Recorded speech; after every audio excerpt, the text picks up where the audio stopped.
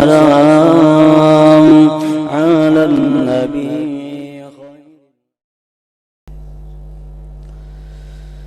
Dari Nawas bin Sim'an radhiyallahu anhu, daripada Nabi sallallahu alaihi wasallam, beliau bersabda, al-birru husnul khuluq. Bermula bir itu adalah husnul khuluq. Para ulama pensyarah hadis mengatakan bahwa al-birru itu artinya adalah jami'un li anwa'il khair wa kulli fi'lin mardiyin.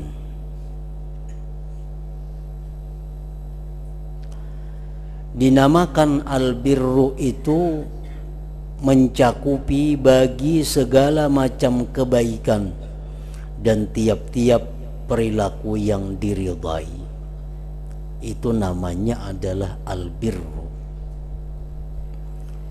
Rasulullah bersabda yang artinya bahwa al-birru, bahwasanya sesuatu yang mencakup seluruh kebaikan dan perilaku yang diridhai, husnul khuluq, at-takhalluq bil akhlaqil hasanatis syarifah, yaitu berakhlak dengan akhlak yang mulia, akhlak yang baik lagi mulia.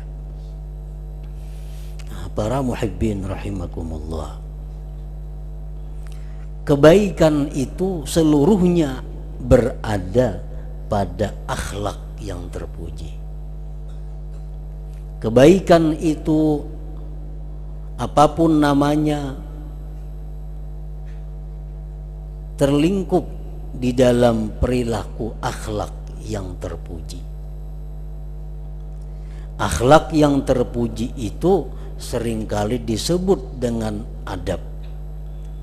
Adab itu artinya adalah ma yuhmadu min qaulin wa fi'lin, sesuatu yang terpuji daripada perkataan dan perbuatan.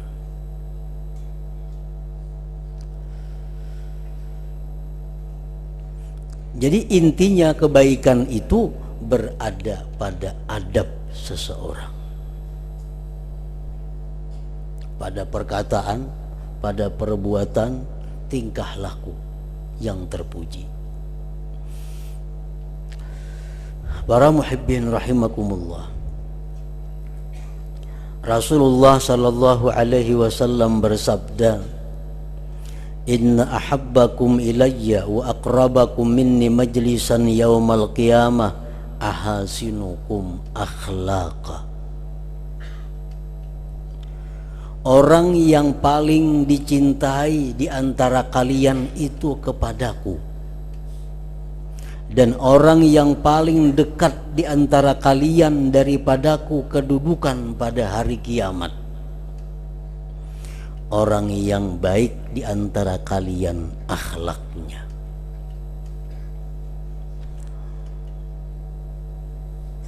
Makin baik akhlak seseorang, makin tinggi adab seseorang, maka dia makin dicintai Rasulullah, dan di akhirat makin dekat kedudukannya dengan Rasulullah sallallahu alaihi wasallam.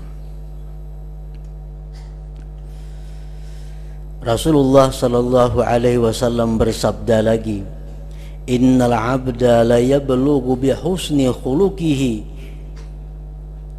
azimat darajatil akhirah wa syarafal manazil wa innahu la dha'ifun bil ibadah. Seseorang hamba itu mencapai dengan sebab baik akhlaknya, dengan sebab adabnya, dia mencapai kedudukan, kebesaran derajat di akhirat dan kemuliaan tempat. Padahal orang itu, kata Rasulullah, lemah ibadahnya. Padahal orang itu sedikit ibadahnya. Tetapi karena adabnya bagus, maka nilai ibadah yang sedikit itu menjadi tinggi. Maka dia berhak untuk mendapatkan kedudukan yang tinggi, derajat yang besar di sisi Allah Subhanahu wa ta'ala.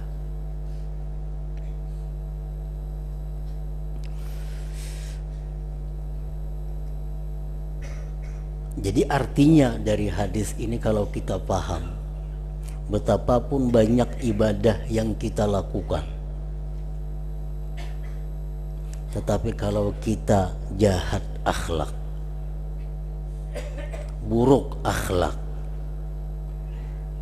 maka dia akan mendapatkan tempat yang hina di sisi Allah Subhanahu wa ta'ala. Sembahyang banyak, tapi sembahyangnya kada beradab.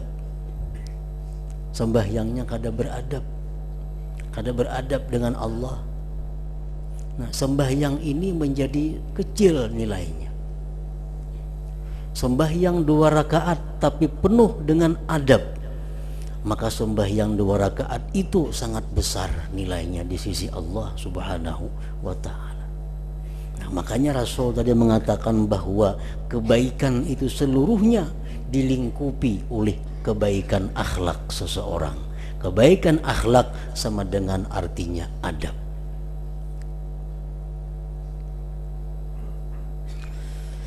Rasulullah sallallahu alaihi wasallam bersabda lagi, akmalul mu'minin imanan ahsanuhum akhlaqa. Paling sempurna orang beriman keimanannya, yang terbaik di antara mereka akhlaknya. Yang terbaik di antara mereka adab dan tata keramanya. Para muhibbin rahimakumullah,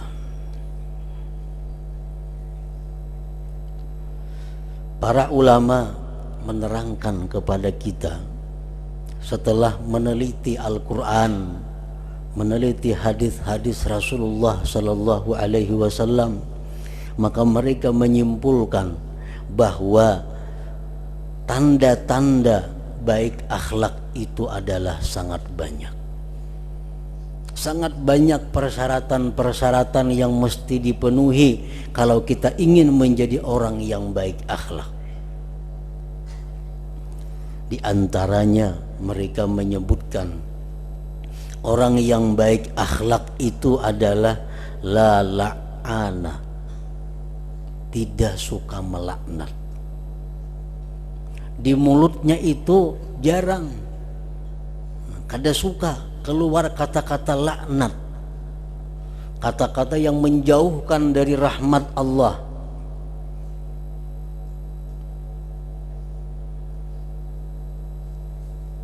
Nah, ini tandanya tidak suka melaknat. Contohnya,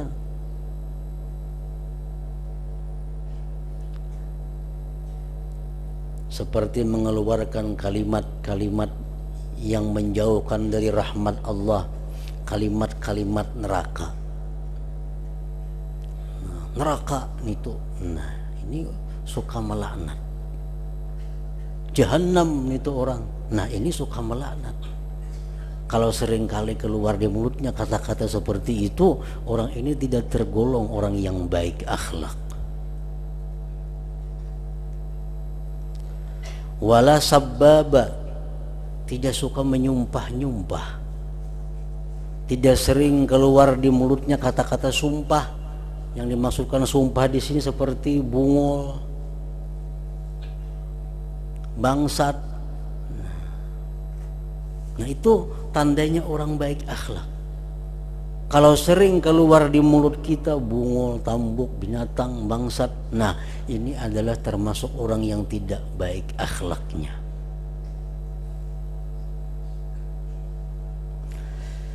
Wala namama, dan tidak suka mengadu domba.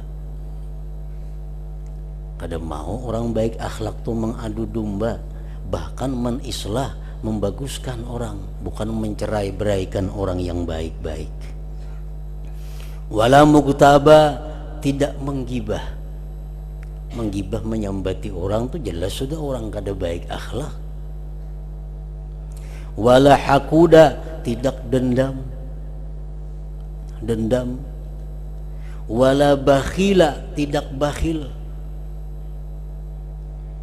Wala hasuda, tidak dengki. La yukafi'u bisayyi'ah, tidak mau membalas dengan kejahatan.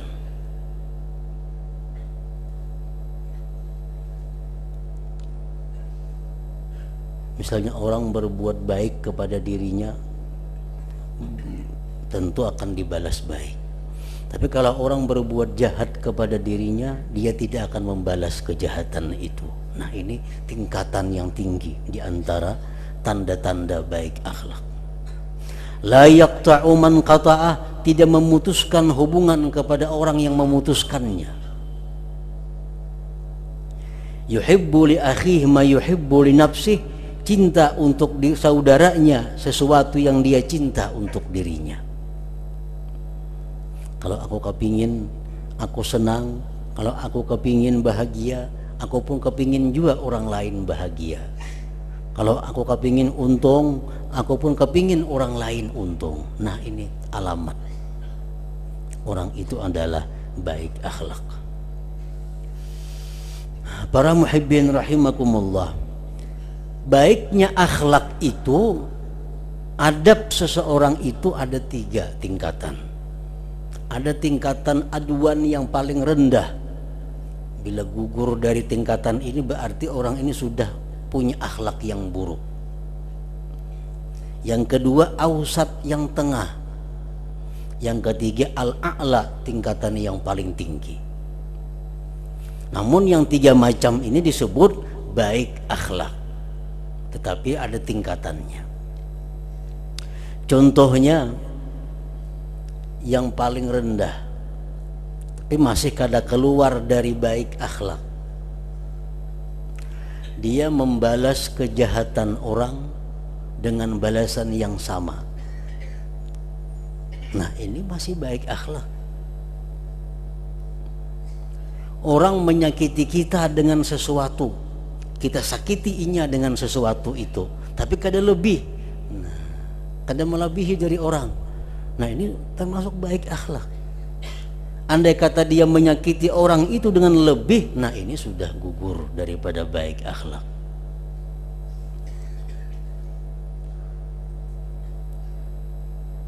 Dahulu kita hendak berhutang lawan inya, kata dihutanginya. Kata dihutanginya, kita hendak berhutang lawan inya. Berapa tahun kemudian datang lawan kita hendak berhutang, kada kita hutangi juga. Nah, itu masih baik akhlak. Tapi kalau keluar di mulutnya kata-kata yang macam-macam, nah itu sudah gugur daripada baik akhlak. Datang nak berhutang lawan kita, dulu kita nak berhutang kada dihutanginya, datang lawan kita, kok kada menghutangi, yang pembahari kada menghutangi aku. Nah, macam-macam keluar di mulutnya kalimat-kalimat yang kada nyaman, ini gugur daripada baik akhlak.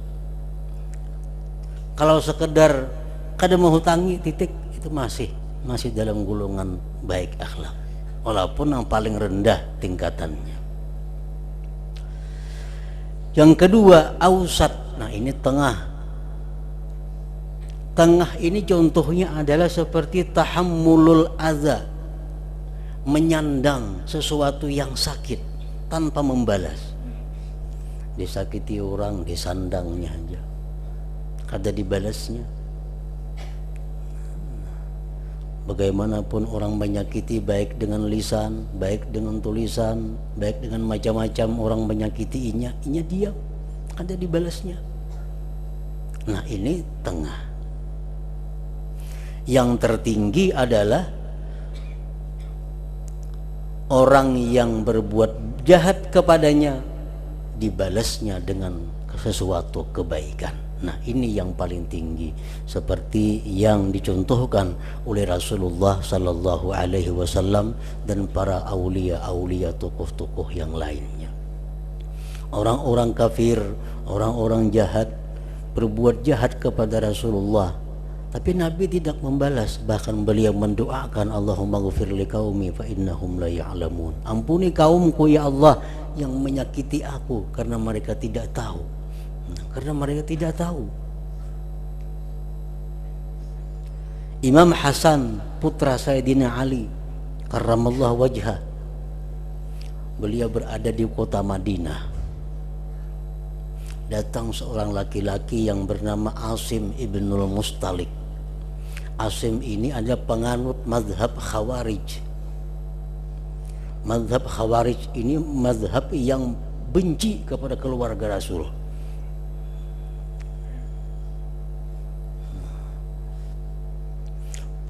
Ini Asim dari Syam, dari Syria, datang ke Madinah, masuk masjid melihat Sayyidina Hasan. Sedangkan Asim tadi penganut mazhab yang benci kepada keluarga Rasul. Melihat Sayyidina Hasan di dalam masjid, mendatangi Asim bin Mustalik ini. Dia mencaci maki Sayyidina Hasan habis-habisan sampai habis bahan. Terdiam, habis cuma cacian keluar kepada Sayyidina Hasan. Jadi Sayyidina Hasan, adakah lagi yang dikeluarkan? Untuk keluarkan aja. Nah, habis. Ujar Sayyidina Hasan, apa? Aku mintakan ampun engkau kepada Allah Subhanahu wa ta'ala. Kalau engkau perlu sesuatu kepada kami siap membantu engkau. Kalau engkau minta petunjuk, kami siap memberikan petunjuk kepada engkau. Nah, ini contoh yang dipraktikkan oleh Imam Hasan ini merupakan tingkatan yang paling tinggi daripada baiknya akhlak seseorang.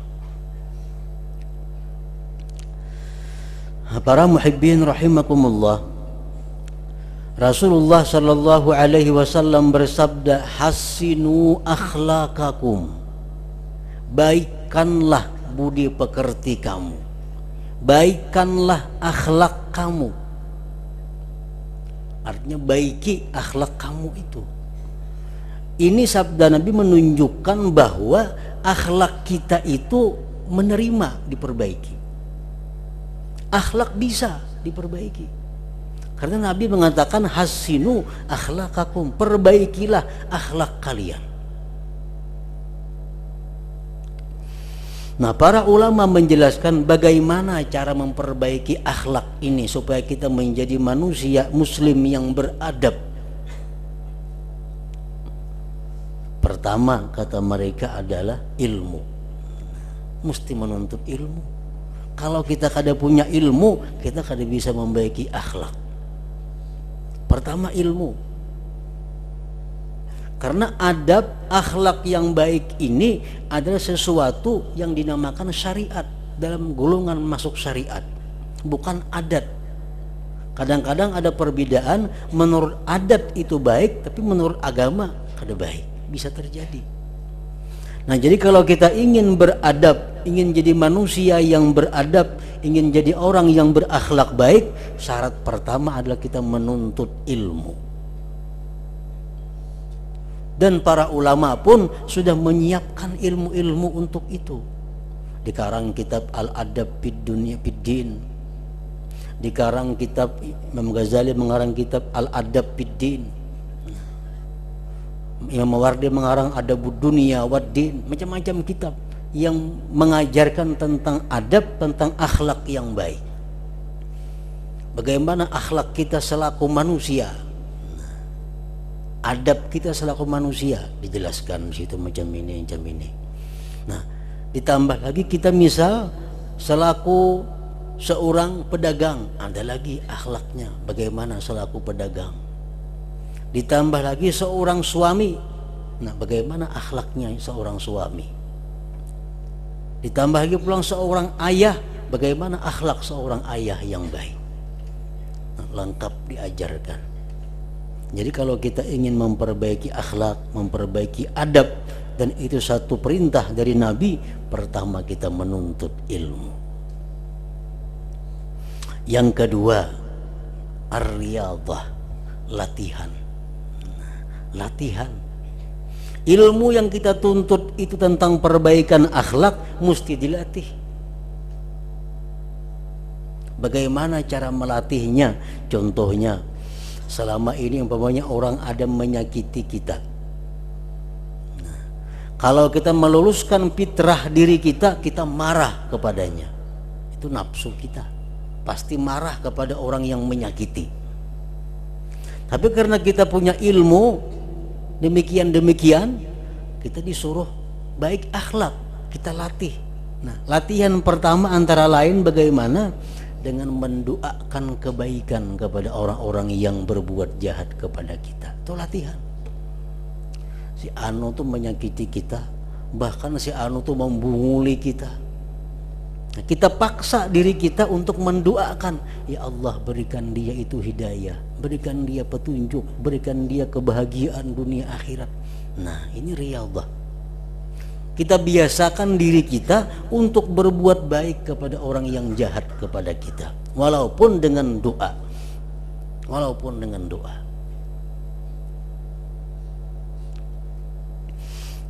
Latihan-latihan itu mesti dialami, mesti dilakukan.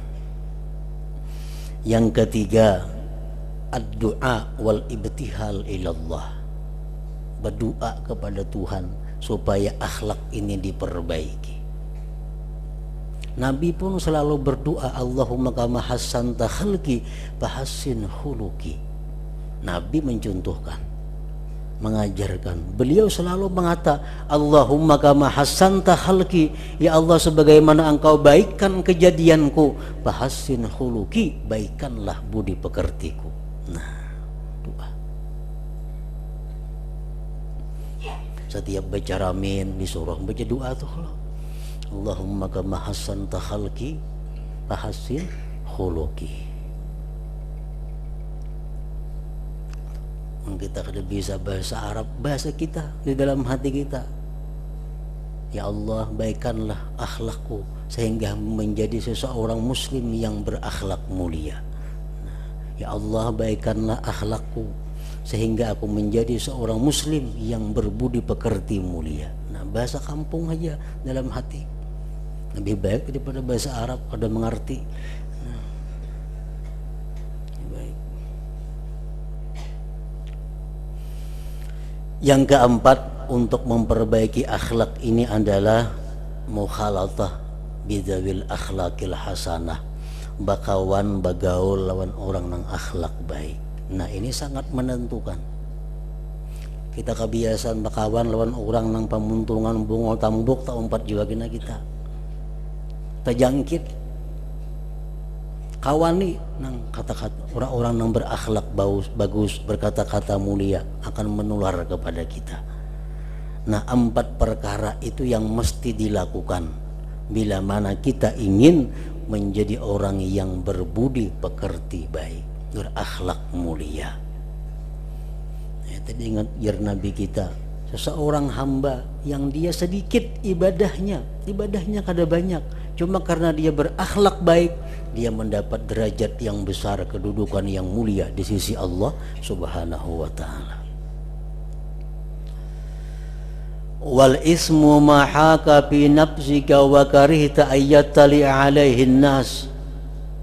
Lawannya kebaikan adalah dosa. Dosa itu, sabda Rasulullah, adalah sesuatu yang bulak-balik dalam diri engkau, yang ragu-ragu dalam diri engkau, dan engkau tidak suka bahwa melihat atasnya para ulama, para sulaha, orang-orang yang saleh. Ada pekerjaan nih nang hati kita nih gulang-galik kada ada ketetapan. Mau ketahuan orang-orang alim supan kita nih, nah tuh kada baik nih tuh. Itu dosa. Kita berpakaian misalnya, berpakaian nangka ini, melihat orang alim supan aku pakaian nangka ini, nah tuh kada baik pakaian itu, kada baik. Baju bala-balang macam-macam balang, amun ka rumah tuan guru tak hilang lah baju nito. Sa ka rumah tuan guru tak hilang lah makai baju nito, kada tak hilang, kada baik nito ngarannya, jangan dipakai lagi. Sesuatu pekerjaan yang supan kita ketahuan orang baik, itu pekerjaan kada baik. Rambut bahuban sudah, baju bebelah-balang aja masih.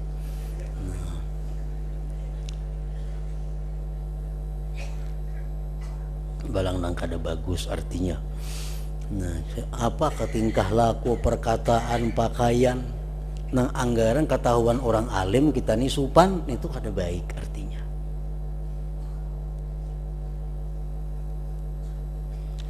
Hadis riwayat Muslim. Dan dari Qabisah bin Ma'bad radhiyallahu anhu berkata, Aku datang kepada Rasulullah sallallahu alaihi wasallam. Sahabat Nabi Wabisah datang kepada Rasulullah. Dia berkata, Rasulullah sallallahu alaihi wasallam bersabda. Wabisah datang kepada Rasulullah. Rasulullah langsung mengatakan, ujar Nabi, engkau datang ke sini bertakun tentang kebaikan dan dosa kalau? Ujar Wabisah, na'am, benar wahai Rasulullah. Rasulullah bersabda, ikam hendak mengetahui itu kebaikan, hendak mengetahui itu kejahatan, istabti qalbak, takuni hati engkau. Minta fatwa kepada hati, takuni hati ikam tuh. Hati ikam tahu ini kebaikan, ini kejahatan. Albirru matma'annat ilaihi nafsu, kebaikan itu sesuatu yang tentram kepadanya oleh nafsu. Watma'anna ilaihil qalbu, yang tenang dengannya hati. Pekerjaan, perbuatan, apapun yang ngarannya baik itu hati kita tenang.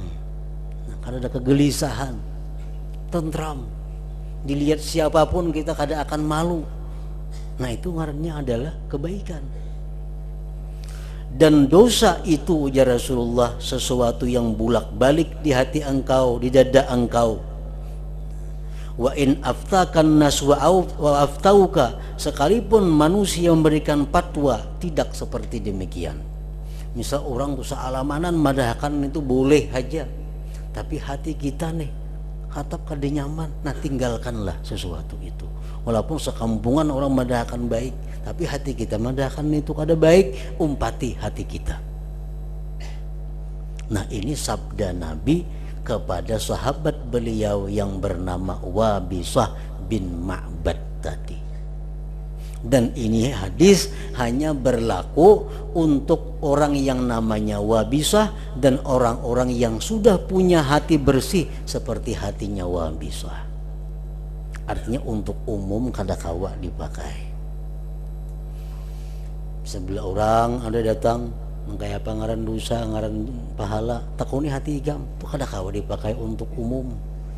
Nah, tapi kalau untuk orang yang namanya Wabisah atau orang-orang yang punya hati seperti Wabisah, itu kau betakun lawan hati seorang. Nah, takuni hati baik kada, ya hati baik baik, jar hati kada berarti kada. Nah, tapi syaratnya ini orangnya orang baik. Para ulama mengatakan, man ghadda basarahu anil maharim wa kaffa nafsahu anis syahawat wa ammara batinahu bil muraqabah wa ta'awwada aklal halal fahuwa yastabti qalbah. Orang yang menahan matanya daripada memandang yang haram, orang yang telah mampu mencegah nafsunya dari syahwat-syahwat yang dilarang, orang yang menghidupkan hatinya dengan muraqabah, orang yang terbiasa makan yang halal. Nah, orang semacam inilah yang bisa, yang mampu untuk menakuni hati sendiri tadi. Artinya amun kita masih kada kau menjaga mata, kada kau menjaga nafsu, masih kada bisa muraqabah, masih kadang-kadang makan halal, makan subhat, nah kita kada usah, jangan bertakun dengan hati kita. Kemana bertakun? Kepada orang yang alim, kepada orang yang ahli. Ada perbuatan yang kita ragu-ragu, baikkah ini, kadakah, baikkah, kadakah. Nah, sedangkan kita masih orang yang belum baik, kada usah bertakun lawan hati kita. Takunakan kepada ulama karena mereka mengetahui hukum yang sebenarnya.